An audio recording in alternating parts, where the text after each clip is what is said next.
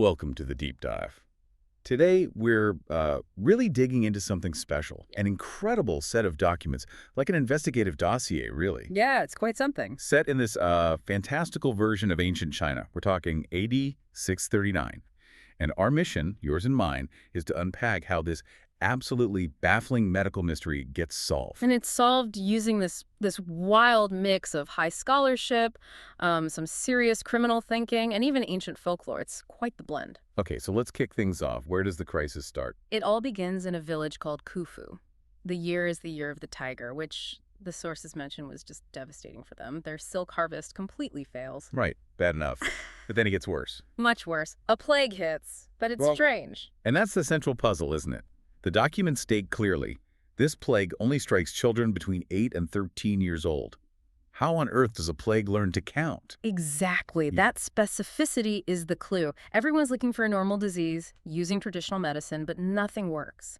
The village is desperate. Crops ruined, kids dying. And they've got no money for fancy help, right? The established investigators in Peking. Forget it. Oh, yeah. 5,000 copper cash. Apparently, that wouldn't even get them to look at your dog, let alone investigate a village plague. So the official channels are completely useless to them. Which leaves, well, it leaves this one guy. The one person who's sort of perfectly positioned between brilliance and total failure. Li Kao. That's him. Li Kao. The sources paint this picture, He's living in this rundown shack, looks shabby, maybe drinks a bit too much. But on his wall. Right there. The gold diploma, winner of the Qinshi examination, the absolute top imperial exam. Which usually means you're set for life. Powerful Mandarin. He was one. Forest of Culture Academy, the elite. But now he's this impoverished investigator. The text mentions he has a slight flaw in his character. And it strikes me that this flaw, maybe it's actually what makes him perfect for this job. He's outside the system he once mastered. He can think differently. So when this young peasant, number 10 ox, shows up desperate, Li Kao doesn't reach for the medical bread. What does he say? He just says flat out, I already know how your plague learned to count. Just like that. Okay, how? How did he know instantly? He saw the pattern wasn't biological, it was behavioral. He realized the age range was too specific for a natural plague, but perfect for, well, sabotage. Savage. Yes. He deduced it wasn't a disease aimed at humans at all. It was poison, a chemical agent brought in from Tibet designed to kill silkworms, to destroy the harvest. Okay, poison the worms. But why the kids aged 8 to 13? They were collateral damage. Those kids were the ones working with the silkworm baskets. And at that specific age, 8 to 13, they were apparently still young enough to absent-mindedly chew on the mulberry leaves they were feeding the worms. Doing childish things, as the source puts it. Exactly. But kids older than that, say 14 or 15, they'd become too self-conscious for that kind of habit. So the poison only hit that specific age group who were chewing the contaminated leaves. Wow. So an environmental diagnosis almost, based on behavior, not just symptoms. Precisely, which means it's not about finding a cure for a disease, it's about finding a criminal. And the criminals identified in the sources are Pawnbroker Fang and Ma the Grub. That's them. Their motive. Pure greed. Ruin the village's silk economy, drive everyone off, and then just snatch up the land for cheap. And this Pawnbroker Fang, he had this chilling technique. Yeah, the documents describe it really vividly. He could apparently figure out the absolute rock-bottom price someone would take for their treasured belongings How? by watching the reflection of their pupils in a shiny object on his desk. Seeing how much they dilated or constricted when he mentioned a price, he was reading their desperation physiologically. That's cold. They just didn't factor in the kids getting poisoned. Didn't foresee it, didn't care, just ruthless economics gone wrong. Okay, so Li Kao knows it's poison, knows who likely did it, but now he needs to find an antidote, track things down. This requires resources, travel, investigation. Right, and remember, 5,000 copper cash is nothing. The official world, the respectable investigators, they laughed at that sum. So the official route is block, which forces Li Kao to use, well, skills that probably weren't taught at the Force of Culture Academy. Exactly. His flaw becomes his funding mechanism. He turns to confidence tricks. And the hustle they pull on Miser Shen is just, it's genius in its absurdity. Walk us through this. Okay, so Li Kao and his companion, the big, strong, slightly naive number 10 ox, they need cash fast. They decide to target this notorious rich guy, Miser Shen. How do they approach him? They pose as nobles, Lord Li of Kao and Lord Liu of Yu, very grand. And they present Miser Shen with this incredible proposition involving a goat. A goat. A goat that supposedly excretes gold coins. Right. How do they fake that? Low cunning, indeed. They feed the poor goat garbage fish heads, rotting fruit, you name it, but concealed inside the garbage are fake gold coins. Ah. And then for the grand finale, they give the goat a hefty dose of castor oil. To ensure a quick return on investment. Let's just say it ensures a prompt demonstration. Miser Shen sees this pile of gold suddenly appear, and the shock is apparently too much. He faints. And while he's out cold, they grab the needed funds. They acquire the necessary 5,000 copper cash, plus probably a bit extra for expenses, and the quest is funded. Incredible. So money secured, the investigation shifts, it moves away from just crime and gets into something much older, mythological almost. What's the actual cure they're looking for? The cure, according to these ancient Tibetan texts Li Kao consults, is something called the Great Root of Power. Which turns out to be The Queen of Ginseng, Chunyang Shen. But it's not just a plant. It's described as this almost sentient spiritual entity. How so? It only grows in a very specific place where a small mountain spring has been struck and dried up by lightning. It takes 300 years just to get a soul. And its defining characteristic is its total goodness. It literally cannot be selfish. Okay, finding that sounds like a quest in itself. And this is where they run headlong into some serious historical figures, right? Starting with the Ancestress. Oh, yes, the Ancestress. Yeah. Wife of Emperor Yang of the Sui dynasty, a figure of immense historical infamy. Why infamous? Extravagance doesn't even cover it. She apparently bankrupted the empire. There's a story about her replacing fallen autumn leaves on trees with ones made of artificial silks. Seriously. Silk leaves. That's what the sources claim. And she was the driving force behind the Grand Canal project, 1,000 miles long. Cost something like 3 million lives to build. A true monster of vanity and cruelty. Yeah, and she somehow has part of this great root of power. She possesses the first piece they need, the legs of power. It's hidden amongst the treasures at the funeral of her daughter, a figure called Fainting Maid. So Li Kao needs to crash a very high-profile, very well-guarded funeral. How does he manage that? His disguise is brilliant. He gets himself lacquered. Lacquered, like furniture. Like a Lohan.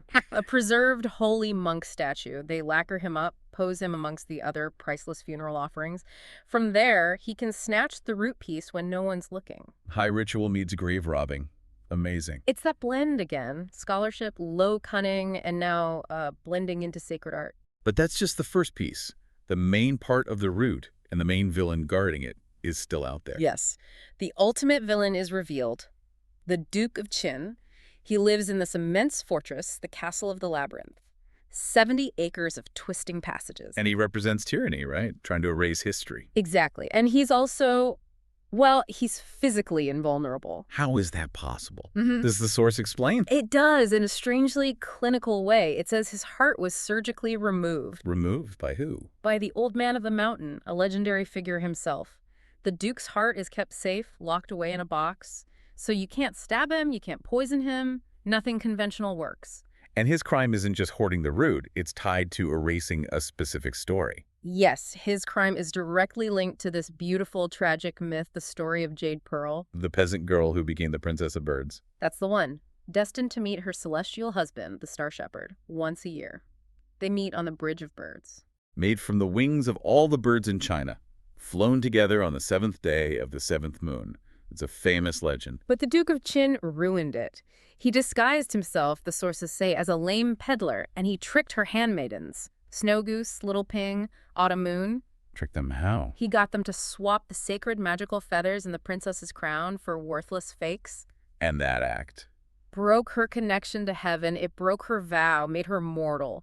And in that moment of vulnerability, the Duke captured her, stole her crown, and essentially imprisoned her divine essence. And this captured princess is now known as Lotus Cloud, number 10 Ox's beloved. The very same. The Duke's goal was total erasure. He burned books, killed storytellers, anyone who remembered the Princess of Birds. He wanted the myth and his crime against her forgotten. Okay, hold on.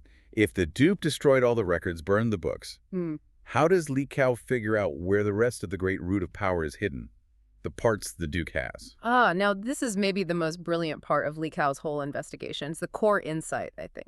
He realizes the clues aren't in scrolls or official histories because the Duke destroyed those. The clues survived somewhere else. Where? In children's folklore, preserved in what the sources call racial memory, passed down unconsciously. You mean like nursery rhymes, games? Exactly that. When the sick children in Khufu get the first small dose of the root, the legs of power stolen from the funeral, they don't just get slightly better, they immediately start playing a specific game. What game? Hopping hide and seek. And while playing, they start chanting this old nonsense rhyme. I remember this from the text.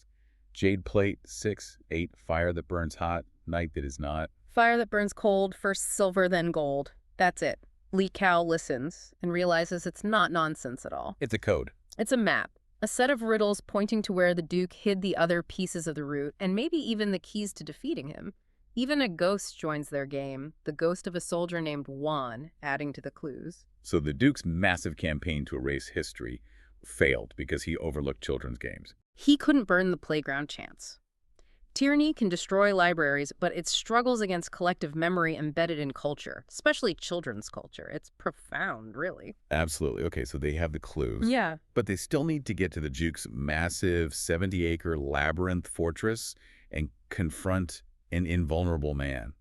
How do they even travel there effectively? Well, they can't just walk in the front gate. Like, Kao decides they need to fly. Fly. In AD 639.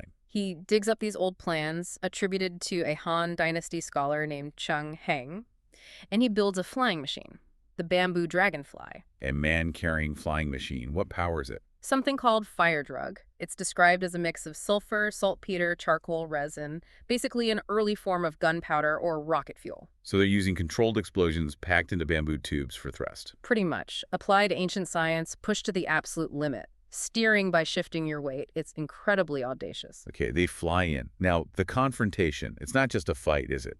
Because the Duke is invulnerable. Right. It's more like completing a transaction. They need specific items they acquired from the old man of the mountain. A flute, a crystal ball, and a bronze bell.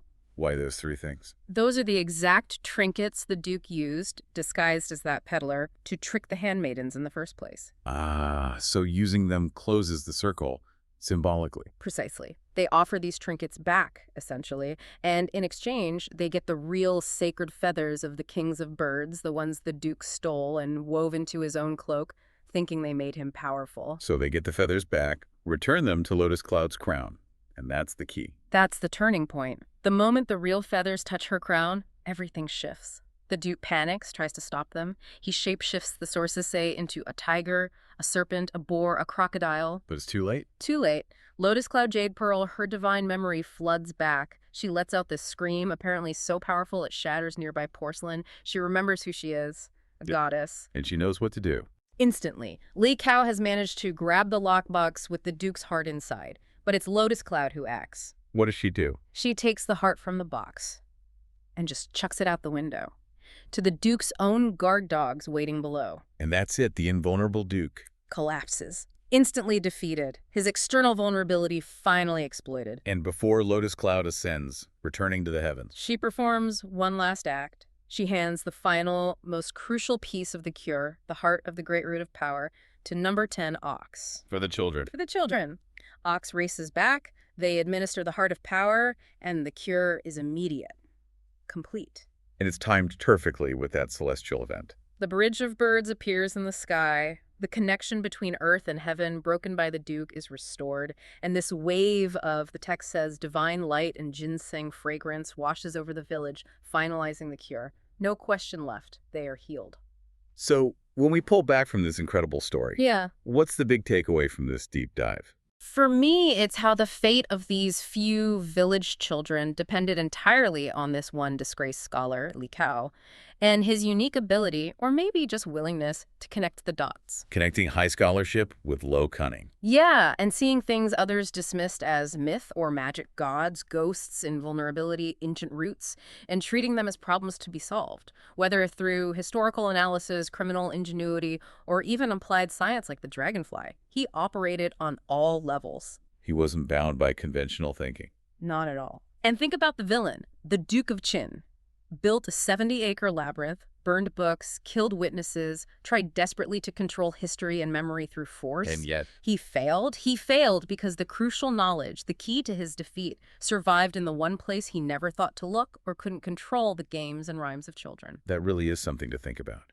Which leads us to a final thought for you, our listener. Consider this.